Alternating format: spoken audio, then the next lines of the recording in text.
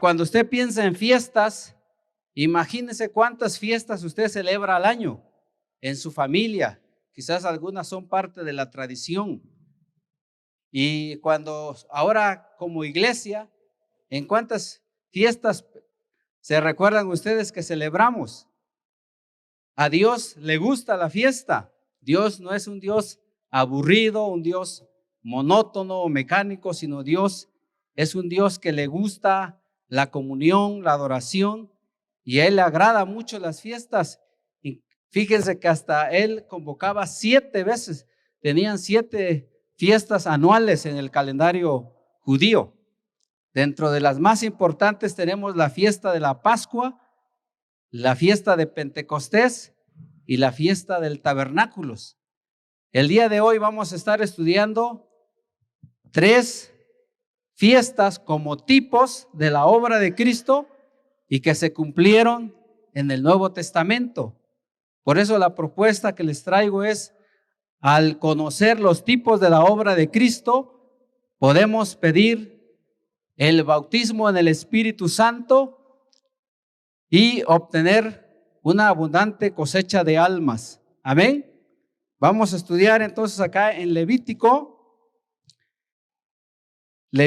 capítulo 23, de los versículos 4 al 5. ¿Están conmigo? Acompáñenme a leer allá. Amén. ¿Cuántos dicen amén? Somos un pueblo pentecostal. Amén. Los saludo con el saludo pentecostal a su nombre y a sus hijos la victoria. Amén. No somos de otra denominación en la que están así todos apagados, todos serios. No, amén. Somos un pueblo gozoso en Cristo. Amén. Entonces lea conmigo, dice: estas son las fiestas solemnes de Jehová, las convocaciones santas a las cuales convocaréis en sus tiempos. Dice: en el mes primero, a los 14 del mes, entre las 2 tardes, Pascua es de Jehová. Entonces aquí encontramos la primera fiesta que celebraban, que había sido instituido por Dios, que es la fiesta de la Pascua. Y las instrucciones o el orden de esta fiesta la podemos encontrar en Éxodo capítulo 12. Usted la puede ver ahí. Dice que Dios había dicho que el padre de familia debería de apartar un cordero. Tenía que apartar unos días antes un cordero para ser sacrificado.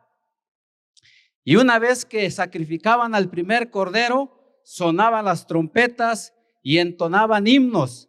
Esos himnos están registrados en la Biblia, en los Salmos del 113 al 118.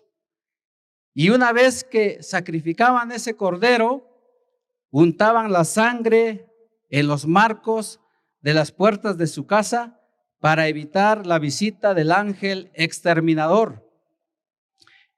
Y ese cordero lo comían asado al fuego. Tenían que consumir todo. No debería de haber quedado nada. Y también lo acompañaban con panes sin levadura y hierbas amargas. Pero ese cordero simbolizaba o daba testimonio de que ellos deberían de haber muerto, o sea, los judíos deberían de haber muerto, los primogénitos, y en lugar de ellos, ¿sí? Y esto les daba testimonio de que ellos eran libertados de la esclavitud y de la muerte. Amén. Entonces vamos a ver ahora en el Nuevo Testamento cómo es que eso se cumplió. Vamos, acompáñenme a 1 Corintios capítulo 5. También vemos que Jesús en Lucas 22, él vemos que celebró la Pascua con sus discípulos, utilizando el pan que simbolizaba su cuerpo y el jugo de la vid que representaba su sangre, que era derramada para remisión de los pecados. Y también nos enseña esta fiesta de la Pascua de que Cristo fue preordenado desde antes de la fundación del mundo para que fuésemos rescatados de nuestra vana manera de vivir. Y dice que nos rescató no con oro o plata, sino con la sangre preciosa de un cordero sin mancha y sin contaminación. Amén. Y esa sangre es suficiente para la salvación de toda la humanidad, pero solamente se hace eficaz en aquella persona que confiesa a Jesucristo como su Señor y que lo cree porque dice en Apocalipsis, y ellos le han vencido. Ahí está hablando de los creyentes, y ellos le han vencido por medio de la sangre del Cordero, por la palabra del testimonio, y menospreciaron sus vidas hasta la muerte. ¿Amén? Entonces, también les decía que Jesús les estaba explicando a sus discípulos que el antiguo pacto estaba por fenecer, estaba por terminar todo el sistema de sacrificios y ceremonias que hacían antes, porque en ese momento Él comió la Pascua con ellos, pero les estaba diciendo que con los elementos que estaban participando en esa cena pascual representaban su vida, su cuerpo y su sangre. Entonces, por ello, nosotros ya no celebramos la Pascua, mucho menos lo deberíamos de celebrar porque no somos judíos, pero nuestra Pascua es Cristo. Amén. Eso dice en Primera de Corintios. Ahora sí, leemos en Primera de Corintios capítulo 5, verso 7. Dice: limpiaos pues de la vieja levadura para que seáis nueva masa, sin levadura como sois, porque nuestra Pascua, que es Cristo, ya fue sacrificada por nosotros. Amén. Entonces la vieja levadura representa el pecado. Cuando Juan el Bautista vio a Jesús, dijo: he aquí el Cordero de Dios que quita el pecado del mundo. ¿Cuántos de aquí hemos sido libertados de esa esclavitud del pecado? Amén. Pero además también somos libertados del dominio del diablo. Vamos a ver en Colosenses capítulo 1. Encontramos esta cita en Colosenses capítulo 1, versos 12 al 14. Colosenses 1, 12 al 14 dice: con gozo, dando gracias al Padre, que nos hizo aptos para participar de la herencia de los santos en luz, el cual nos ha librado de la potestad de las tinieblas y trasladado al reino de su amado Hijo, en quien tenemos redención por su sangre, el perdón de pecados. Al ser redimidos somos libertados de la esclavitud del mundo, que es representado por Egipto, pero también somos libertados del dominio del príncipe de ese mundo, que es Satanás. ¿Cuántos dicen amén? Amén. Somos libres. Por eso ahora tenemos ese gozo, esa bendición de caminar por la obra redentora de Cristo Jesús. Entonces la primera fiesta, la fiesta de la Pascua, es un cuadro de la obra de la redención efectuada por Cristo. Amén. Vamos a ver allá mismo en Levítico capítulo 23, la segunda fiesta. En el orden era la tercera, pero para propósitos del estudio, vamos a ver esta fiesta. Dice en Levítico 23, versos 9 al 14. Dice: y habló Jehová a Moisés diciendo: habla a los hijos de Israel y diles: cuando hayas entrado en la tierra que yo os doy y seguéis su mies, traeréis al sacerdote una gavilla por primicia de los primeros frutos de vuestra tierra. Y el sacerdote mecerá la gavilla delante de Jehová para que seáis aceptos. El día siguiente del día de reposo la mecerá. Y el día que ofrezcáis la gavilla, ofreceréis un cordero de un año sin defecto en holocausto a Jehová. Su ofrenda será 2/10 de efa de flor de harina amasada con aceite, ofrenda encendida a Jehová en olor gratísimo. No comeréis pan, ni grano tostado, ni espiga fresca, hasta este mismo día, hasta que hayáis ofrecido la ofrenda de vuestro Dios. Estatuto perpetuo es por vuestras edades, en donde quiera que habitéis. Entonces aquí encontramos la fiesta llamada la fiesta de las primicias, y tenían que llevar una espiga que contenía el grano. Dicen que era de cebada porque es las primeras cosechas que levantaban, y el sacerdote la tenía que trillar, aventar y machacar. Esto habla de los sufrimientos que Cristo obtuvo en la cruz del Calvario. Pero mayormente esta ofrenda de las primicias que eran las primeras. Al entregarlas, estaban consagrando toda su cosecha, toda la demás cosecha. Estas ya las empezaron a celebrar los judíos cuando entraron en la tierra prometida. Entonces estaban reconociendo que Dios es el dueño de todo, y lo estaban consagrando, y apunta o tipifica la obra de Cristo en la resurrección. Vamos a ver en 1 de Corintios, capítulo 15, versículos 20 al 23. Amén, ¿está conmigo? Dice: mas ahora Cristo ha resucitado de los muertos, primicias de los que durmieron es hecho. Porque en cuanto la muerte entró por un hombre, también por un hombre la resurrección de los muertos. Porque así como en Adán todos mueren, también en Cristo todos serán vivificados, pero cada uno en su debido orden. Cristo, las primicias, luego los que son de Cristo en su venida. Esto nos habla de que Cristo se levantó de la tumba. Cristo venció a la muerte. Por medio de su muerte, le quitó al diablo el imperio de la muerte que tenía sobre la humanidad, y que todos estábamos condenados a morir eternamente. Pero ahora tenemos en Cristo la esperanza de la resurrección. ¿Cuántos dicen amén? Aleluya, amén, gloria a Dios. Entonces la fiesta de las primicias es el segundo tipo, y es un cuadro de la resurrección de Cristo. Amén. Vamos a ver la tercera fiesta, que es el tercer tipo.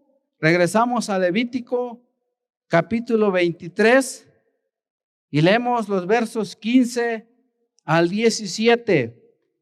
Y dice: y contaréis desde el día que sigue al día de reposo, desde el día que ofrecisteis la gavilla de la ofrenda mecida, 7 semanas cumplidas serán. Hasta el día siguiente del séptimo día de reposo contaréis 50 días. Entonces ofreceréis el nuevo grano a Jehová. De vuestras habitaciones traeréis 2 panes para ofrenda mecida, que serán de 2/10 de efa de flor de harina, cocidos con levadura, como primicias para Jehová. La fiesta de la Pascua la celebraban aproximadamente en el mes de marzo o abril. Pero esta fiesta de las semanas era celebrada en verano. Estamos hablando en el mes del junio, ¿sí? Y se le conocía como la fiesta de las semanas, porque era desde la Pascua de Resurrección hasta este momento, y ya habían transcurrido 7 semanas completas. ¿Cuántos días son? Son 49, más un día más son 50. 50 quiere decir es quincuagésimo en el orden, pero quiere decir Pentecostés. Por eso esta fiesta apunta al día de Pentecostés, y es el tercer tipo. Amén. Vamos a ver lo que se cumplió en el Nuevo Testamento. Acompáñenme en el libro de los Hechos. Amén. ¿Están conmigo en Hechos 2? Dice, cuando llegó el día de Pentecostés, estaban todos unánimes juntos. ¿Quiénes estaban en ese momento en el aposento alto? Estaban todos los discípulos. Así les había Jesús instruido. A ellos les dijo, no se vayan de Jerusalén, esperen el cumplimiento de la promesa del Padre. Eso lo leemos en Hechos 1, 4 al 5. Jesús ya había resucitado, se les apareció a muchos discípulos, ya estaban, durante 40 días estuvo Jesús apareciéndole a muchos y a más de 500, dice, pero después les dijo, cuando ya les habla en este momento, le dice, no se vayan.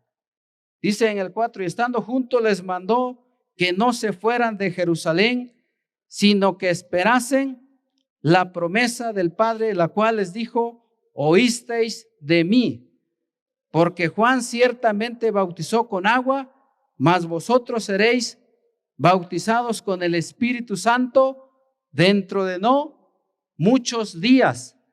Eso lo había ya dicho Juan el Bautista. Dijo Juan, viene atrás mí uno que es más poderoso y él los va a bautizar con el Espíritu Santo y fuego. ¿Y cuándo ocurrió esto?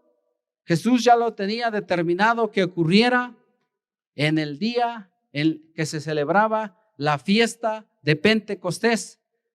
En este día llevaban los judíos la cosecha del grano de trigo. Y por eso dice ahí, leímos que llevaban también 2 panes.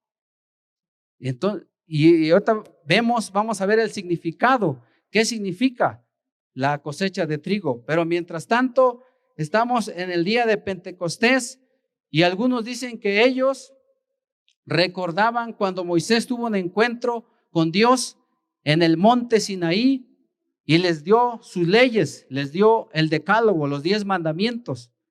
Pero hubo un estruendo, hubo relámpagos, hubo truenos. Por eso les decían los del pueblo, le decían a Moisés, sube tú y habla con Dios, no subamos nosotros, no sea que muramos. En aquel tiempo tenían temor, ¿sí? Tenían como miedo de acercarse a Dios, ¿sí? Y vemos acá algunas señales que ocurrieron en el día de Pentecostés y que era la obra que estaba haciendo Dios en este tiempo. Dice, y de repente vino del cielo un estruendo como de un viento recio que soplaba, el cual llenó toda la casa donde estaban sentados. Y se les aparecieron lenguas repartidas como de fuego, asentándose sobre cada uno de ellos, y fueron todos llenos del Espíritu Santo.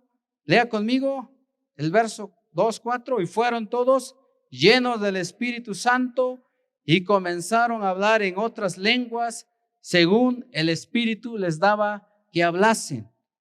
Entonces ocurrieron señales visibles en este día de Pentecostés. ¿Qué señal encuentra primero? Dice que vino como un viento recio.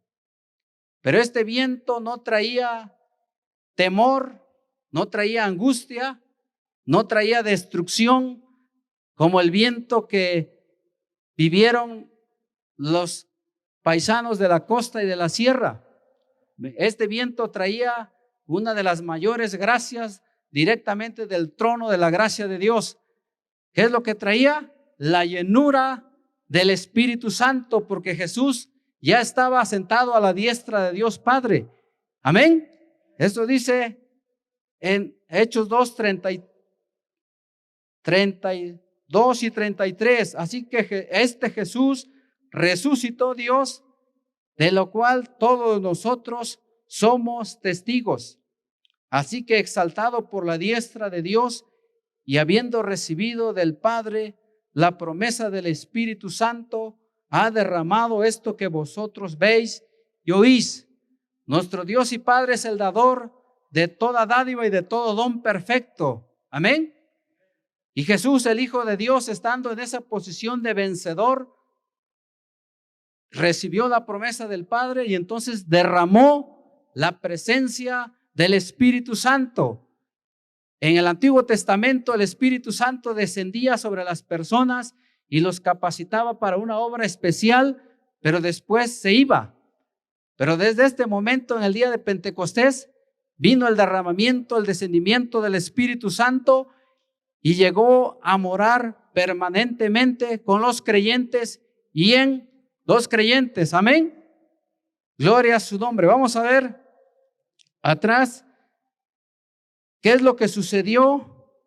Dice que comenzaron a hablar en otras lenguas, es decir, empezaron a hablar en otros idiomas de toda la gente que estaba reunida, porque acordémonos que era un tiempo de fiesta y entonces estaban de diferentes lugares y les empezaron a testificar de Jesucristo, les empezaron a testificar del evangelio, de las buenas noticias, porque dice que les estaban hablando las maravillas.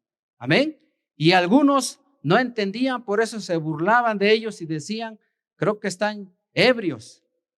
Pero en eso se levanta Pedro.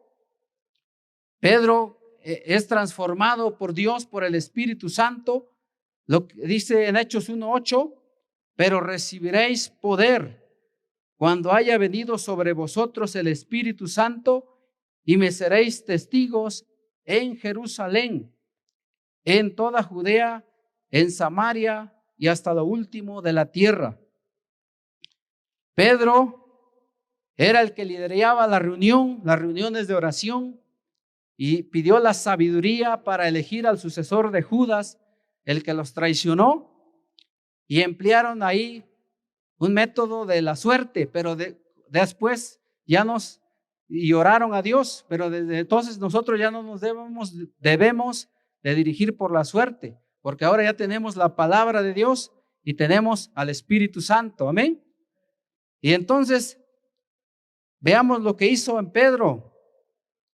Dice entonces 2:14, dice entonces Pedro, poniéndose en pie con los 11, alzó la voz y les habló diciendo: varones judíos y todos los que habitáis en Jerusalén, esto os sea notorio y oíd mis palabras, porque estos no están ebrios como vosotros suponéis, puesto que es la hora tercera del día. Mas esto es lo dicho por el profeta Joel: y en los postreros días, dice Dios, derramaré de mi espíritu sobre toda carne, y vuestros hijos y vuestras hijas profetizarán. Vuestros jóvenes verán visiones y vuestros ancianos soñarán sueños. De cierto y de cierto sobre mis siervos y sobre mis siervas en aquellos días derramaré mi espíritu y profetizarán. Es la obra que hace el Espíritu Santo en aquel que es lleno del Espíritu Santo. Va a profetizar. ¿Qué quiere decir? Va a predicar de Cristo. Esta obra la hizo en Pedro. Recordémonos que Pedro había negado a Cristo. Era muy impulsivo, muy temperamental, era sanguíneo. Entonces él, cuando vio a Jesús en el mar, le decía: si eres tú, mándame a traer. Entonces era muy atrevido, muy impulsivo. Pero para este momento Pedro ya es transformado, porque ya no negó a Jesús. Era un hombre inculto, era pescador, pero se levanta y delante de toda una multitud empieza a predicar. Eso es lo que hace el Espíritu Santo en la vida de toda aquella persona cuando viene y lo capacita para hablar en otras lenguas y le da el poder para testificar de Cristo. Amén. No se va a avergonzar, no se va a intimidar. Amén. Eso es lo que hace el Espíritu Santo, porque dice que de ahí les empezó a predicar acerca de la muerte y de la resurrección de Cristo. Y vamos a ver qué es lo que ocurrió ante la audiencia en el versículo 37. 2:37 dice: al oír esto, se compungieron de corazón y dijeron a Pedro y a los otros apóstoles: varones hermanos, ¿qué haremos? Pedro les dijo: arrepentíos y bautícese cada uno de vosotros en el nombre de Jesucristo para perdón de los pecados y recibiréis el don del Espíritu Santo, porque para vosotros es la promesa y para vuestros hijos y para todos los que están lejos y para cuantos el Señor nuestro Dios llamare. Y con otras muchas palabras testificaba y les exhortaba diciendo: sed salvos de esta perversa generación. Así que los que recibieron su palabra fueron bautizados y se añadieron aquel día como 3,000 personas. Entonces el Espíritu Santo, usando la vida de Pedro y predicando el mensaje del Evangelio, produjo la conversión. El Espíritu Santo trajo convicción de pecado, de justicia y de juicio en los oyentes. Amén. Y dice: ¿qué vamos a hacer? Y entonces Pedro le dice que se arrepientan y se bauticen, porque también para ellos es la promesa del don del Espíritu Santo. A ustedes, si les prometen algo, ¿qué es lo que harían? Si les dijeran: dentro de 8 días te voy a dar algo, ¿qué es lo que harían mientras esperan? El fin de semana pasado fuimos a visitar a mis papás y me dijeron: te voy a mandar algo en esta semana. ¿Y usted qué cree que hice? ¿Que me olvidé? No, yo estuve preguntando, llamando: ¿qué pasó? ¿Cuándo ya viene mi encargo? ¿Cuándo va a llegar? Te lo mandaron contigo, preguntando con mis hermanas. Entonces el Espíritu Santo había sido prometido, era la promesa del Padre. Y le dijeron que lo esperaran. Y entonces, ¿qué creen que estaban orando mientras estaban unánimes ahí orando en un mismo sentir? Pues que descienda, que venga el Espíritu Santo. Amén. Entonces, es para todos esta promesa, dice, no es para los más espirituales, ahora es para todos. Porque Dios hizo tanto del pueblo judío como el pueblo gentil, eso representa a los 2 panes, un solo pueblo. Amén. Una sola iglesia, lavada con la sangre preciosa de Cristo. Amén. Por eso aquí tenemos, dice, que fueron añadidos, y aquí se levanta una gran cosecha. La cosecha que se estaba realizando en ese tiempo de trigo y que tenían que llevar ante Dios como ofrenda, representa esta cosecha de almas. Para nosotros, así debería ser celebrar el día de Pentecostés. Deberíamos de traer un alma a los pies de Cristo, amén, y dar testimonio a otros de lo que Cristo ha hecho en nuestras vidas, amén. ¿Cuántos dicen amén? Y esta palabra de ser llenos del Espíritu Santo se ha cumplido a lo largo de la historia. Nosotros como iglesia pentecostal y muchos otros que se han vuelto carismáticos también creen en la llenura del Espíritu Santo con la evidencia de hablar en otras lenguas. A lo largo de la historia, a fines del siglo pasado, estamos hablando alrededor del año de 1900, hubo un hombre llamado Charles Fox Parham. Él era un pastor, un reverendo allá en Estados Unidos, y les dijo a sus estudiantes, él creó una escuela bíblica llamada Betel, Escuela Bíblica Betel, y les dijo: estudien las doctrinas acerca del Espíritu Santo en el libro de Hechos. Y él tuvo que salir, y cuando regresó les dijo: ¿qué pasó? ¿Cuál fue la conclusión a la que llegaron? Y todos contestaron a una sola voz que la evidencia de que sean llenos del Espíritu Santo es haber comenzado a hablar en otras lenguas. Amén.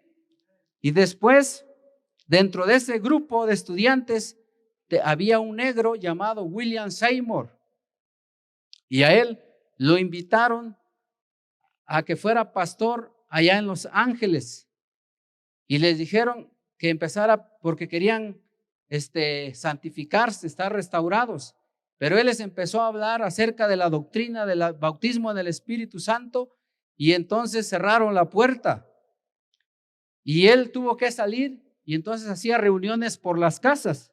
Pero después, como fueron creciendo, se reunieron en la calle Azusa, ¿sí? En la calle Azusa, y ahí en una iglesia episcopal metodista, ahí hubo ese derramamiento del Espíritu Santo sobre todos los que estaban reunidos. Y ese mover del Espíritu Santo se extendió de tal manera que empezaron a llegar de muchas iglesias, de otras denominaciones, llegaban a ese lugar para ver qué fenómeno, qué estaba sucediendo. Y entonces llegaban allá y no se iban hasta que recibían el Espíritu Santo. Y ese mover estuvo durando como unos 3 años. Fue una de las chispas del avivamiento a través de la historia. Pero ese mover del Espíritu Santo puede ocurrir también en el día de hoy. Lo dice la Biblia, lo hemos estudiado, lo dice la historia y también lo dice el testimonio como evidencias de que es una verdad de nuestro Dios en su santa palabra. Amén. Entonces, ¿cuántos pueden dar? Levante su mano los que dan testimonio de que ya han recibido la llenura del Espíritu Santo con la evidencia de hablar en otras lenguas. Que dicen las estadísticas que para el 2025 ya debería de ser 1 de cada 2 entre los pentecostales y los carismáticos. Amén. Pero nosotros lo debemos de pedir porque es una promesa. Acuérdense que es una promesa que ya fue cumplida en el día de Pentecostés y que también ha sido a través de la historia, ha habido derramamientos en la vida de grandes hombres de Dios que fueron usados, como Charles Finney, D.L. Moody y tantos otros. Y también puede ser para este tiempo, para nosotros, si tú quieres convertirte en un testigo poderoso de Cristo. Amén.